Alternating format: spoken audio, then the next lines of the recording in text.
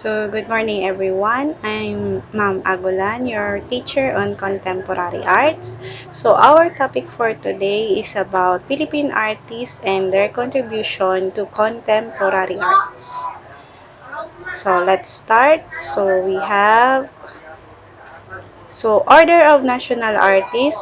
So, the Republic of the Philippines, through the National Commission for Culture and Arts, NCCA, and the Cultural of the Philippines, CCP, established the Order of the National Artists Awards or the Orden ng Pambansang Alagad ng Sining on April 27, 1972, under Proclamation Number 1001.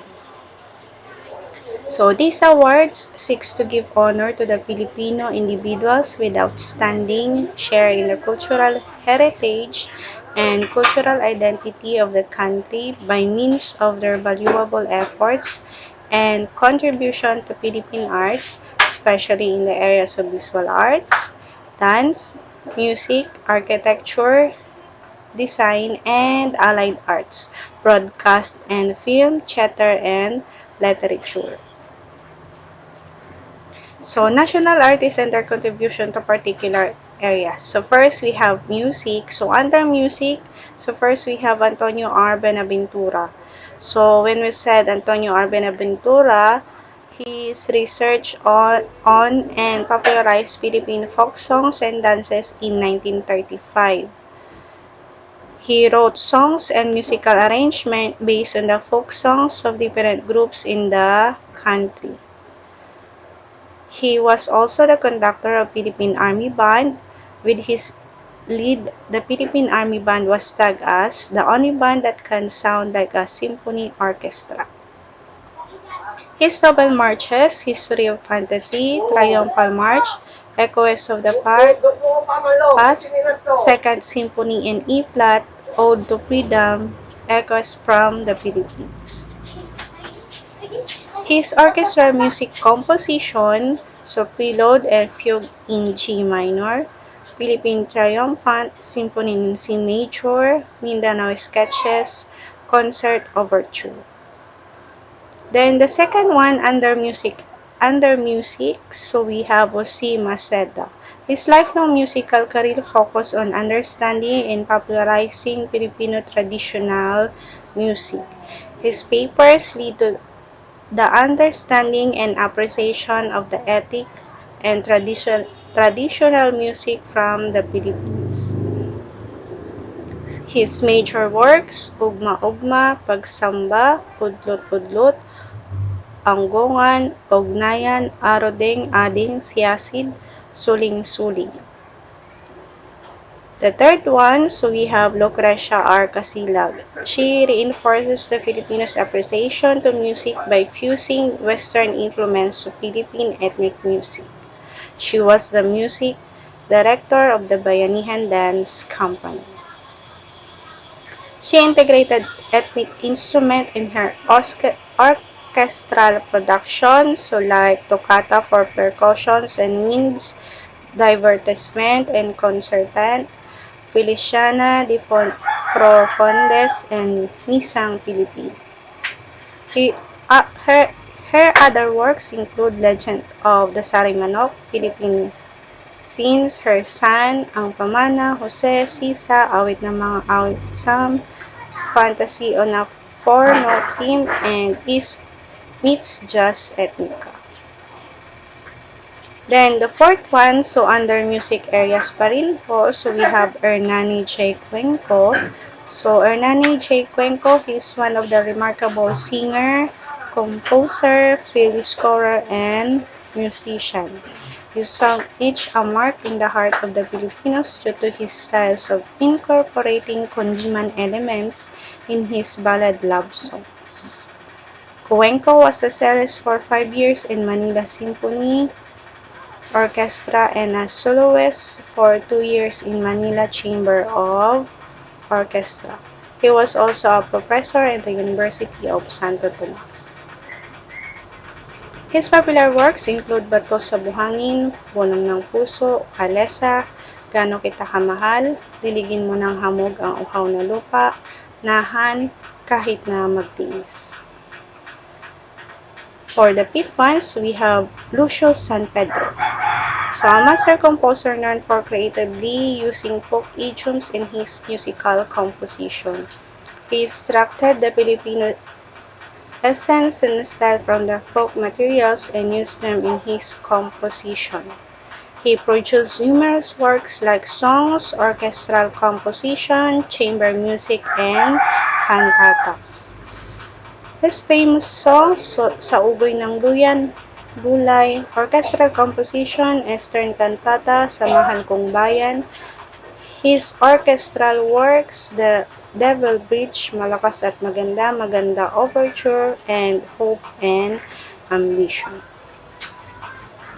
So, band musical composition, so Dance of Fairies, Lahing Kayo Mangling.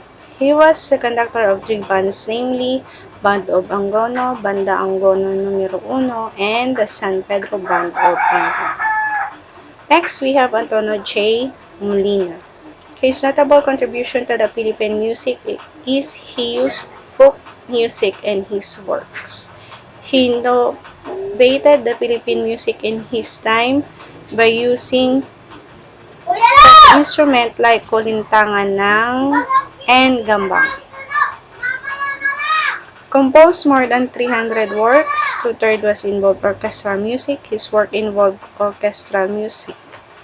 For orchestral music, his work involved ang Batingaw, Kundiman Kundangan, The Living World, Hating Gabi, Kung Sa Iyo Gunita Malikmata. Continuation, Weaver Moonlight, Dancing Fool, Amihan, Awit Maria Clara, Larawan Nitong Pilipinas. He established the Rondalia ideal, known as the last music triumvirate, along other musicians, Nicanor Abelardo and Francisco Santiago.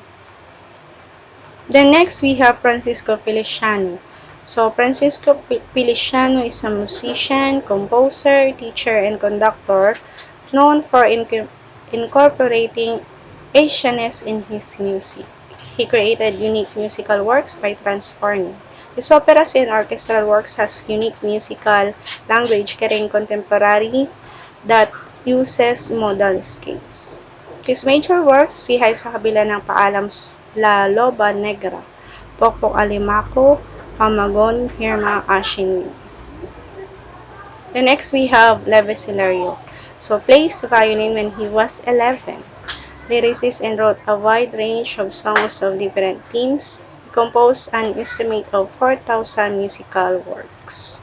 So lyricist, ang Pasko ay Sumapit, writing songs for Filipino movies, collaborated with Lucio San Pedro and ERNANI CUENCO, known for making using a leaf. Famous pieces, so Sa Ugoy ng Duyan dahil sa isang bulaklak, San ka man naroroon, ang pipit kung tayo'y magtanim kalesa.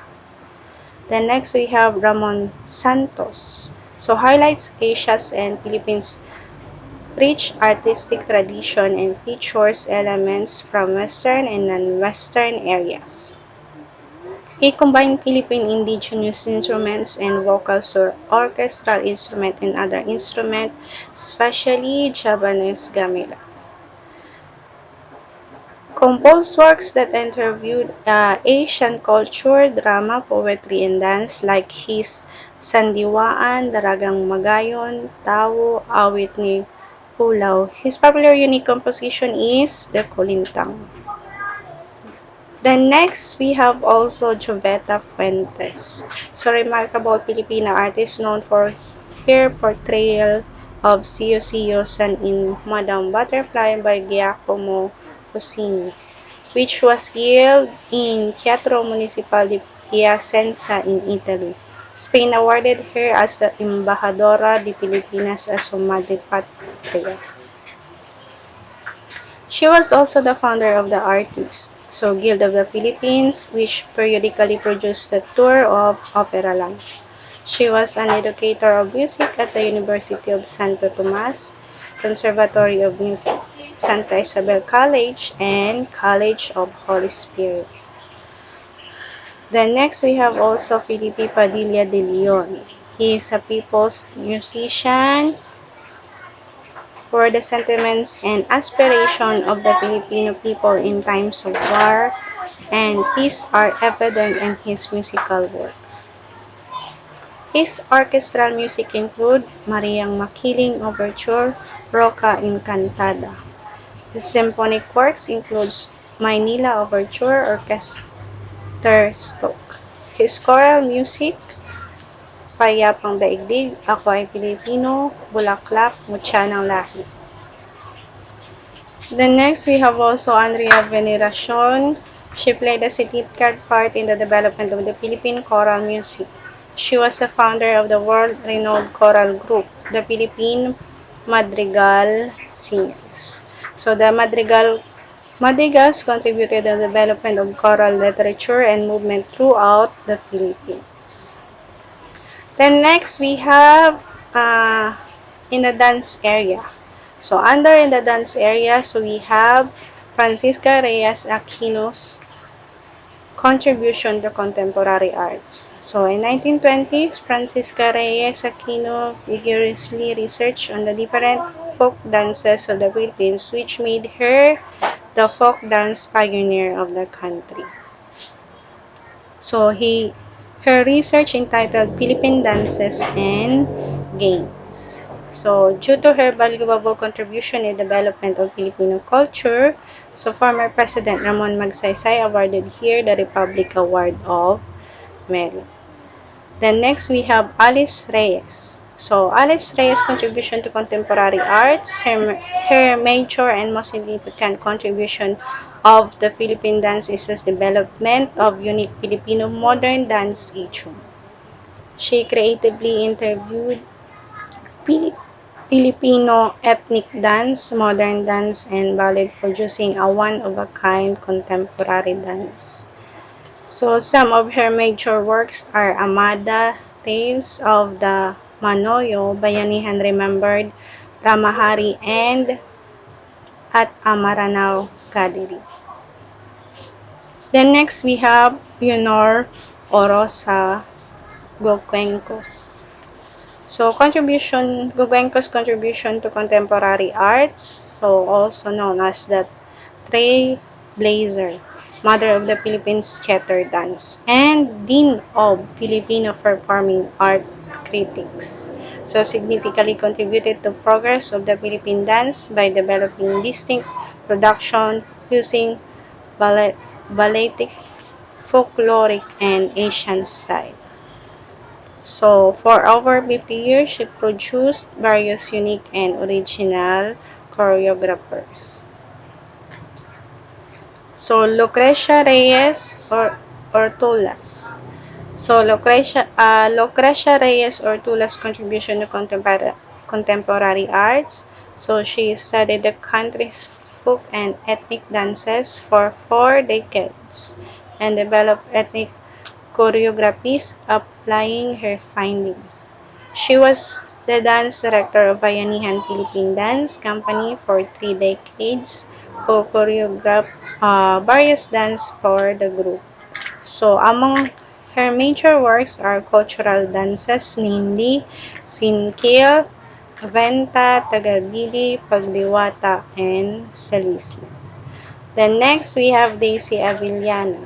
So, Daisy Avellana's contribution to contemporary arts, she was so-called First Lady of the Philippine Theater because of her magnificent performances in classic Filipino and international theater production and plays. So some of the productions she significantly became part of were Othello, Macbeth in Black, Tatarin, Portrait of the Artistas Filipinos, Diego Silang, Walang Sugat. So, he internationally introduced the Philippine theater design through the Philippine Center of OISTAT, or what we call Organization International des Scenographers, Technicians, and Architects du Theatre. Then next we have also Rolando Tino. So, Rolando Tino's contribution to contemporary arts, he was an outstanding stage director, poet, thespian and playwright known for his numerous remarkable production and notable scripts. So some of his work includes film script for Now and Forever, Gamitin Mo Ako, and Milagros. So as well as like Ang Mestiza and Ana Maria and komedya like Orosman at Zafira. So Rolando Teño is also a national artist for literature aside from theater. The next we have Salvador F. Bernal. Salvador F. Bernal's contribution to contemporary arts was an exceptional theater designer who designed hundreds of theater productions for a span of 4 decades. So, he internationally introduced the Philippine theater design to the Philippine Center of Organization International Scenographers, Technicians, and Architects du Theatre. The next we have Severino Montano. So Severino's Montano's contribution to contemporary arts hailed as the titan of the Philippine theater. So Severino Montano took the lead in promoting legitimate theater in the country. So he became the dean of the Philippine Normal College where he founded the Arena Theater in 1953. Then next we have Fernando Amorsolo. So Fernando Amorsolo's contribution to contemporary arts, known as the Grand Old Man of the Philippine art, was the first national artist of the country. So lighting is the most prominent element of his painting. His trademark was the backlighting technique, which makes the subject of his painting seems to glow. So his significant works are Planting Rice, Dalagang Bukid, The Mestiza, and Maiden in a Stream, among others. So next we have Guillermo Tolentino. So Guillermo Tolentino's contribution to contemporary arts, he was the master sculptor who introduced classical sculpture in the country. His works, through classical in style, are still identifiable Filipino. He was also the one who created the UP Oblation, which became the representation of the academic freedom of the university. The next we have Victorio Idades. So Victorio Idades' contribution to contemporary arts is the father of modern Philippine painting. So he was one of the triumvirate who introduced modernism in Philippine visual arts. So the sketch, Japanese Girl, Mother and Daughter, The Rustler, and Poinsettia Girl are among his famous art pieces. Then next we have Vicente Manansala. So Vicente Manansala's contribution to contemporary arts. He was a cubist painter who painted with a wide range of subject matter from the happy and bountiful rural to poverty-stricken urban setups. He contributed in the modernism of Philippines. He worked as an illustrator of the Philippine Herald. Among his notable works include Mother and Child, Atlas Journey Pahat, Nude, Via Cruces, Market Vendor, and I Believe in God. So that's our topic for today. I hope you understand and learn a lot about the contribution of the artists in uh, some areas in our contemporary art. So thank you and good day.